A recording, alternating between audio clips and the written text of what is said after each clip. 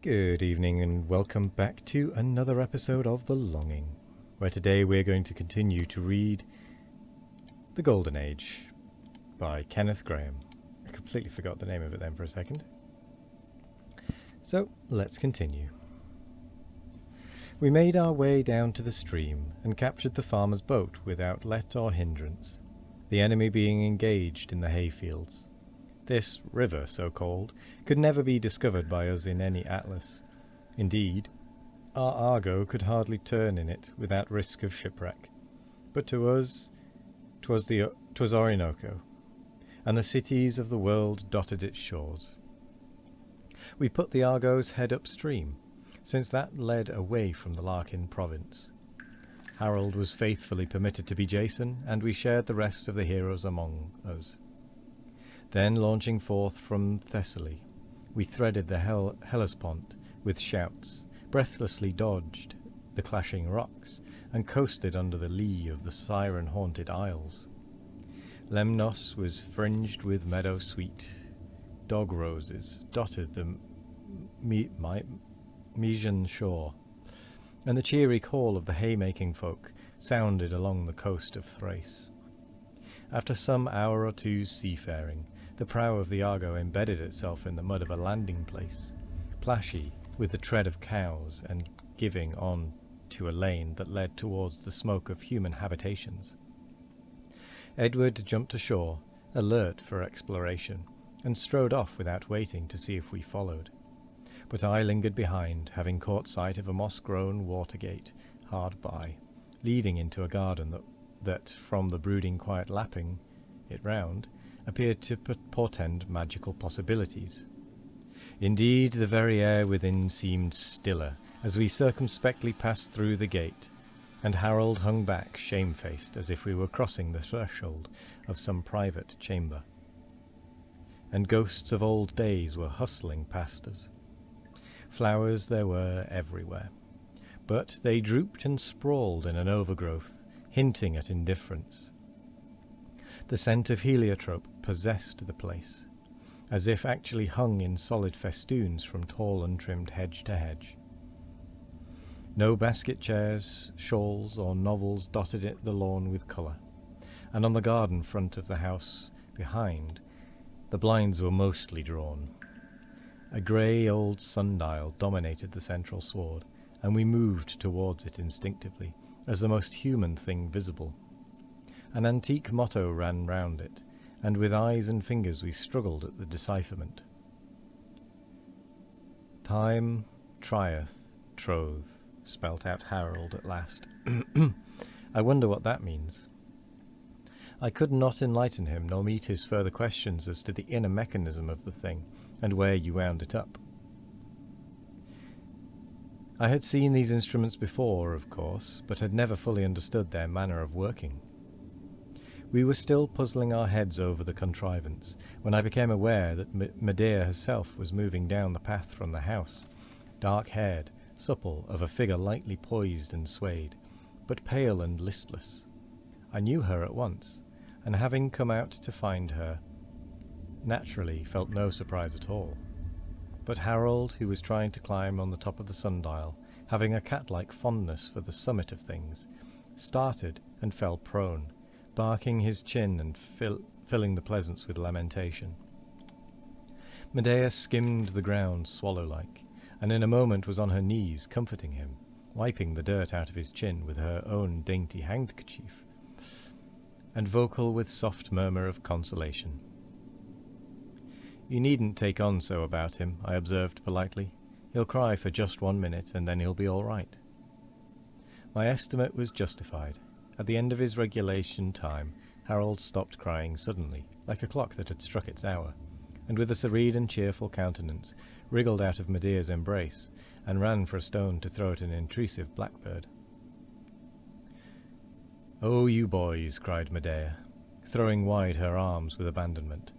"Where have you dropped from? How dirty you are! I've been shut up here for 1,000 years, and all that time I've never seen anyone under 150. Let's play at something at once." "Rounders is a good game," I suggested. "Girls can play at rounders, and we could serve up to the sundial here." But you want a bat and a ball, and some more people. She struck her hands together tragically. I haven't a bat, she cried, or a ball, or more people, or anything sensible whatever. Never mind. Let's play at hide-and-seek in the kitchen garden, and we'll race there, up to that walnut tree. I haven't run for a century. She was so easy a victor, nevertheless, that I began to doubt, as I panted behind, whether she had not exaggerated her age by a year or two.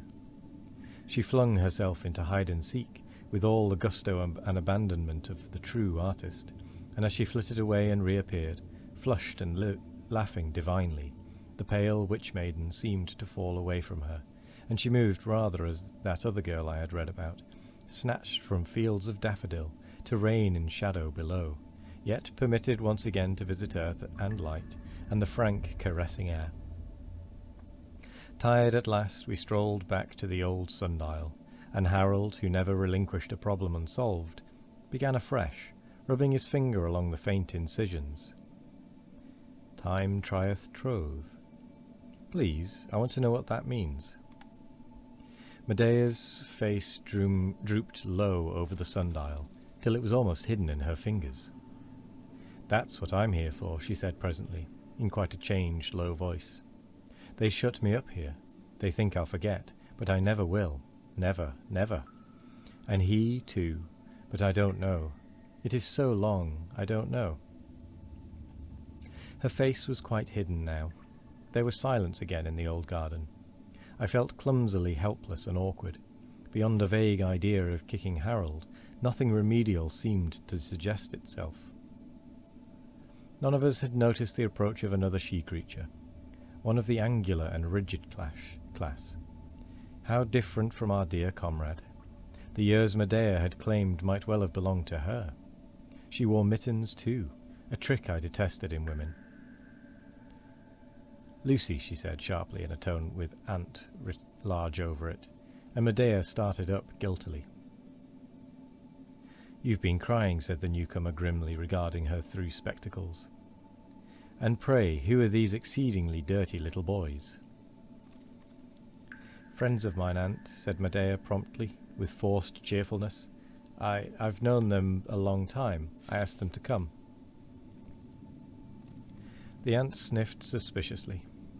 You must come indoors, dear, she said, and lie down. The sun will give you a headache, and you little boys had better run away home to your tea. Remember, you should not come to pay visits without your nursemaid. Harold had been tugging nervously at my jacket for some time, and I only waited till Medea turned and kissed a white hand to us as she was led away. Then I ran. We gained the boat in safety, and what an old dragon, said Harold. Wasn't she a beast, I replied.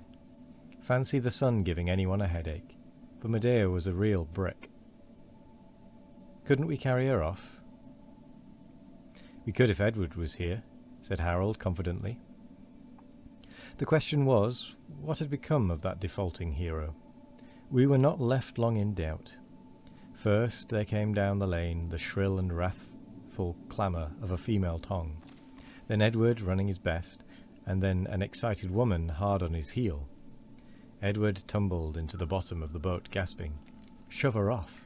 And shove her off we did, mightily, while the dame abused us from the bank in the self-same accents in which Alfred hurled defiance at the marauding Dane. That was just like a bit out of Westward Ho, I remarked approvingly, as we sculled down the stream.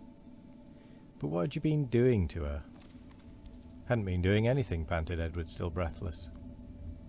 I went up into the village and explored, and it was a very nice one, and the people were very polite, and there was a blacksmith's forge there, and they were shoeing horses, and the hoofs fizzled and smoked, and smelt so jolly. I stayed there quite a long time. Then I got thirsty, so I asked that old woman for some water, and while she was getting it, her cat came out of the cottage, and looked at me in a nasty sort of way, and said something I didn't like. And so I went up to it, just to teach it manners. And somehow or other, next minute, it was up an apple tree, spitting, and I was running down the lane with that old thing after me. And with that, we come to the end of the episode. So I will say my usual thank you very much for joining me today. I hope you all have a wonderful morning, evening, afternoon or night. No matter what time of day it is, I hope you all have a wonderful one of it. And as always, we will be back tomorrow for more of The Longing. Goodbye.